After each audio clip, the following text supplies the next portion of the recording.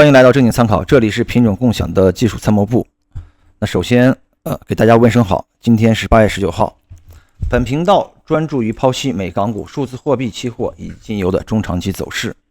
那么如果你有想约稿的品种，可以加 QQ， 并且也可以加 QQ 来了解我们的会员权益和福利。接下来我们进入到本期视频的主题。本期视频我们要说的是港股通创新药这个品种，它也是一个指数。那么其实这只标的我们之前在7月24号当时说过。当时说的原因是因为从相对的低位向上，它出现了一个疑似五波推动浪的一个形态，3、4、5。那经过最近这将近1个月的发展，整体的推动浪的一个结构形态它是发生了一个变化。但是从大周期上来看，这个港股通创新药指数它依然上涨是没有结束，只是中途的结构次级别结构发生了一些变化。那前期整体的上行此处还依然是看作是一浪和二浪的一个回撤，1、2。但是从这一阶段我可以看到，当中开始1、2、3、4、5、6、7，说明什么？说明此处的推动浪结构形态从常规的5浪推动演变成了延长浪的一个特性9波。那么也就说明，经过最近的如果有一个短期的调整之后市场将会最终呈现这个主升三浪是以9波形态来呈现的。那也说明目前是处于这个延长浪的后半段走势，但是上方一定还是有一定的空间。那当下我们就是要找到这一次短期调整下方的一个支撑位置。其实当前对于调整浪来说的话，它有2种强弱之分。第一种，我们就是拉取最后一波的一个走势，此处的短期支撑大致是位于618到764这个区域，也就是1185到164，这是一个短期支撑，是第一种划分方式。如果按照这样的划分方式，那整体向上的运行结构它应该是以1、2、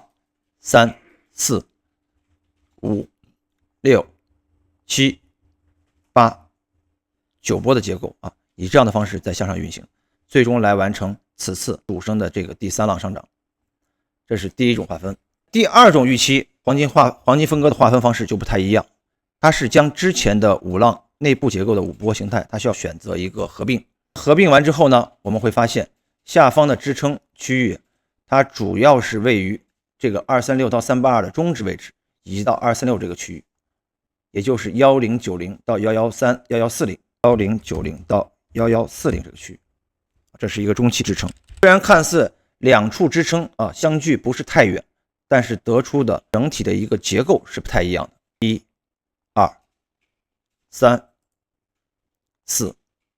5。如果以这种方式划分出来的话，那后期的3浪，这个3浪整体的上行目标将会大于刚才所说的第一种形态的一个上行目标。所以最近对于大家来说，创新药指数可能短期会遭遇调整但是经历此处无论是强势调整还是常规的一个调整之后，必然还会再向上完成最后一波主升浪的3浪5的一个上涨主升浪3浪5的一个上涨。